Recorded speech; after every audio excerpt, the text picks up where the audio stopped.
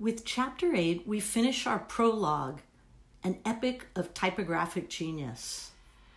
The 18th century brought significant changes to graphic design, particularly in the realm of type design, typography, and page layout. These changes occurred mainly in France, England, and Italy. In France, a shift away from the calligraphic tradition of the old-style Roman with its bracketed serifs and relatively even stroke weights had already begun. At the end of the 17th century, King Louis introduced the new Roman de Roy typeface, whose letters were inspired by measurement and drafting instruments as opposed to the chisel and flat pen. The first printing of the Roman de Roy at the beginning of the 18th century signified a shift to transitional Roman type design with increased contrast between thick and thin strokes, sharp horizontal serifs, and a more even balance to each letter form. Compared to earlier Roman fonts, the crisp geometric quality and increased contrast of this first transitional typeface are clearly evident in this specimen from Philippe Grandjean. The small spur on the center of the left side of the lowercase l is a device used to identify types of the Imprimerie Royale. Fournet-Lejeune and his contemporary Louis-René Luce contribute to the French monarchy's graphic expression of authority and opulence through their type designs and series of letterpress borders, ornaments, trophies, and other devices. Lejeune's other typographic innovations included standardization of type measurement, the concept of a type family, and a complete design system of integrated parts of type, rules, and ornaments. Here's a page from Horace's opera works. Illustrations and text were hand-engraved upon a copper printing plate. In England, William Caslon worked in the tradition of old-style Roman typographic design, while increasing the contrast between thick and thin strokes by making the thick strokes slightly heavier. The work of another Englishman, John Baskerville, represents the zenith of the transitional style, bridging the gap between old style and modern type design. His letters are wider. The weight contrast between thick and thin strokes is increased. The placement of the thickest part of the letter is different, and the serifs flow smoothly out of the major strokes and terminate as refined points.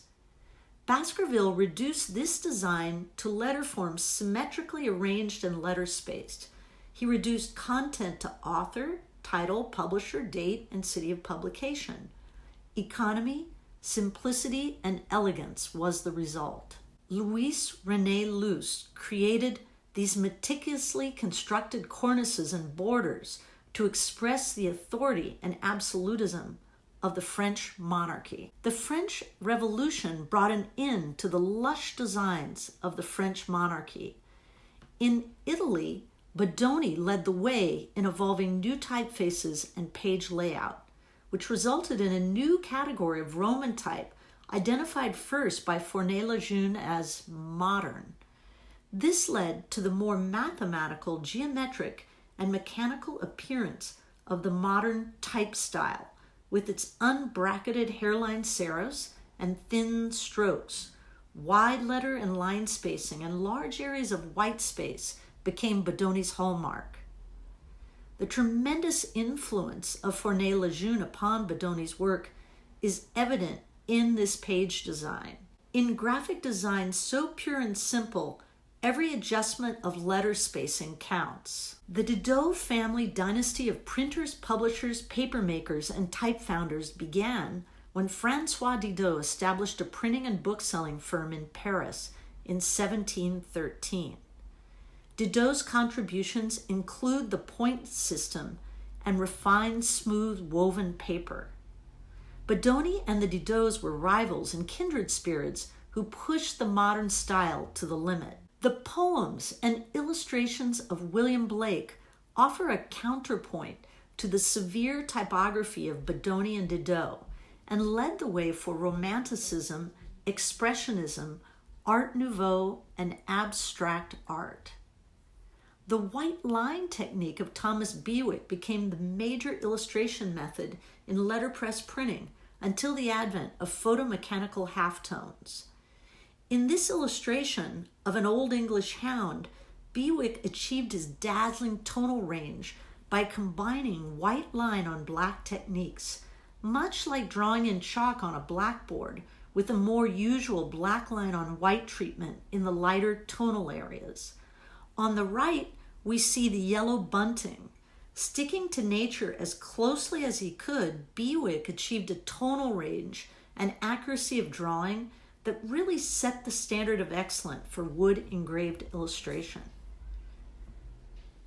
Here's another example from Thomas Bewick.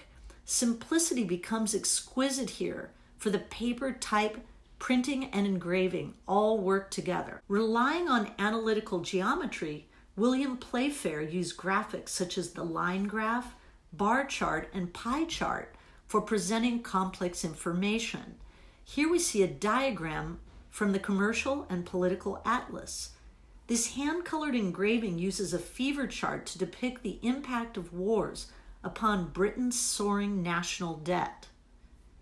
An infographic, in its simplest form, is a way of explaining complex scenarios or large amounts of data in a visually stimulating format. They get a lot of attention. People tend to love them, and they can provide a unique perspective that can be difficult to project using words alone. Here's a contemporary example of an infographic that visualizes data. Let's talk typography with Emmy Award-winning designer and alumni of San Diego City College, Chris Do.